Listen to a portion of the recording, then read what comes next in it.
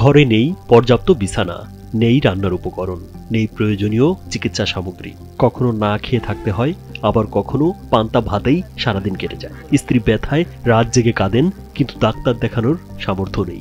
রিক্সা চালাই, ওই কোনো মতে সংসার চলে, ওই একবেলা চালাইলে আর একবেলা চালাইতে পারি না।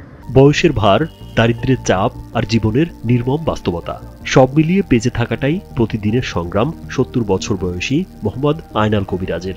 লেকপাড়ের একটি ভাঙাচোরা ঘরই তার শেষ আশ্রয়স্থল। চোখের আলো কমে এলেও মনোবল হারাননি আয়নাল। প্রতিদিন সকালে রিকশার হ্যান্ডেলে ভর দিয়ে বের হন জীবিকার সন্ধানে। স্যান্ডেলিনা সো, রূপচর্চায় আভিজাত্য। তো ঋণ নেই, গাড়িতে ইনকাম করতে পারি না, এখন তো ইনকাম বন্ধ, বাসায় শুয়ে রয়েছি। বৃদ্ধের পাশে আছেন আজীবনের সঙ্গী ৬৫ বছরের অসুস্থ স্ত্রী। কিডনি রোগে আক্রান্ত হলেও অর্থাভাবে বিশেষজ্ঞ ডাক্তার দেখানো তো দূরের কথা, প্রয়োজনীয় পরীক্ষাও করাতে পারেননি তারা। সংসারে ৪ ছেলে মেয়ে থাকা সত্ত্বেও কেউই এই বৃদ্ধ দম্পতির খোঁজ খবর নেন না। ওই যে সারাদিন কান্দে কান্দে বেড়াই, ওই এক পা আডা নিয়ে খাতি বেললে খাই, আধা কেজি চাউল আনতে পারলে খাই, এই না আনতে পারলে না খাইতেই। এমন কেউ লোক নাই যে সাহায্য করবে, এমন একটা ভাই বোনও নাই সাহায্য করার মতন। না, কিচ্ছু নেই, আমাকে কিচ্ছু দেয় না।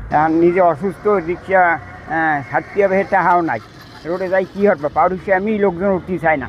তারপরে একটু ভালো নয়, চটা ফুটটুট ভাঙ্গা বিয়ারিং নাই, বুঝছেন, কিছুই নাই।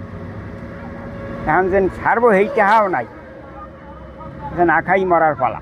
যেদিন আয়নাল রিকশা চালাতে বের হতে পারেন, সেদিনই দুমুঠো তাদের ভাতের ব্যবস্থা হয়, না হলে অনাহারে কেটে যায় রাত। সারাদিন রিকশা চালিয়ে তার আয় মাত্র ৯০ টাকা। এই সামান্য আয়ে খাবার, ওষুধ, চিকিৎসা কোনো কিছুই ঠিকমতো হয় না। সারাদিন ৯০ টাকা ইনকাম, হ্যাঁ দুইজনে দেশে, তারপর আর কামাই হয় নাই, আর এতে খাবো না, কি করব। বয়সের কারণে ধীর গতিতে রিকশা চালালে অনেকে তার রিকশায় উঠতে চান না, ফলে তার আয়ের পথ আরো সংকুচিত হয়ে এসেছে। কাজ কাম সেরকম করতে পারে না, ছেলেবেলে খাতি যায় না, ঠিক আছে, যদি ৫০-৬০ টাকা যা কামাই করে এই দিয়ে স্বামী স্ত্রী খায়। সব জায়গায় auto rickshaw, auto van, easy বাইকে সব জায়গায় মানুষ চলাচল করে, কিন্তু এই লোকের কেউ নেই।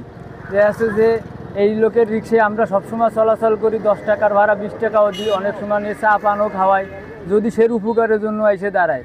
কিন্তু এখনও এই লোক যে রিক্সা চালায়, সে আমাদের জন্য মায়া লাগে বা আমাদের জন্য কষ্ট লাগে।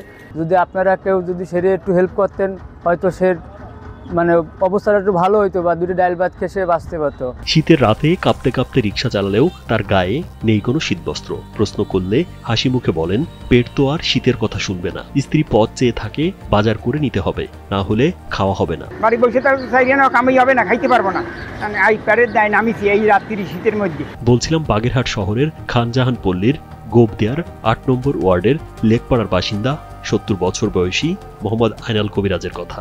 এদিকে পৌরসভা থেকে এসেছে ১৩৮৯ টাকার পৌরকরের বিল। ঘরে খাবার না থাকলেও মাথার চাপ বিল দেওয়ার সংখ্যায়। ২০ বছর ধরে এইভাবেই চলে। বড় ছেলে বিয়ে হওয়ার পরে খাজনা লেকের পারে থাই, খাজনা ১৫০০ টাকা ২ মাস গেলে ৩ মাস গেলে দেওয়া লাগে।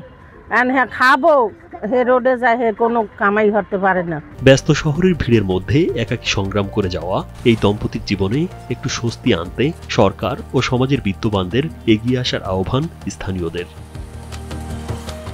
রাজীব বিশ্বাস, কালবেলা।